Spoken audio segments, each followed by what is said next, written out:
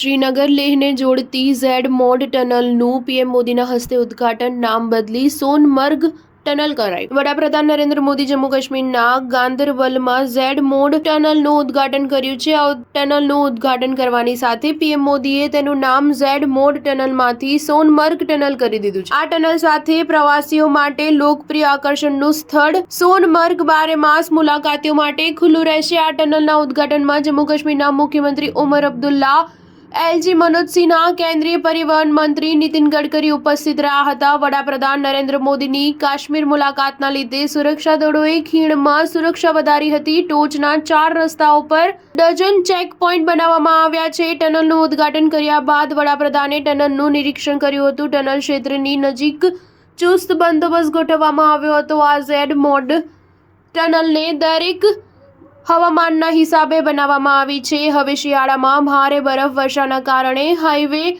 બંધ નહીં થાય. ટનલ ખુલ્યા બાદ 12 કિલોમીટરની મુસાફરી ઘટીને 6.5 રહી જશે. વાહનો 15 મિનિટમાં જ આ અંતર કાપી શકશે.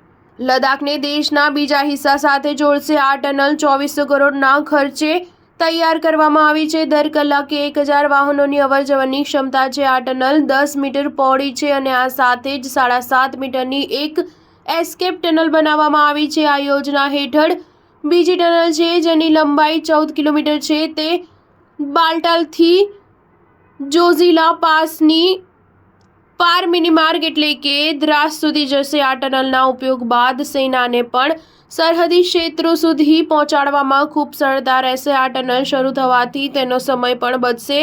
તમને જણાવી દઈએ કે જોઝીલા ટનલનું કામ પૂર્ણ થયા બાદ શ્રીનગર લેહ માર્ગ આખું વર્ષ ચાલુ રહેશે. આ પ્રોજેક્ટ પર કામ મે 2015માં શરૂ થયું હતું. ટનલના બાંધકામનું કામ ગત વર્ષે એટલે કે 2024માં પૂર્ણ થયું હતું. સ્ટાર ન્યૂઝ 7 હંમેશા સચ્ચાઈની સાથે.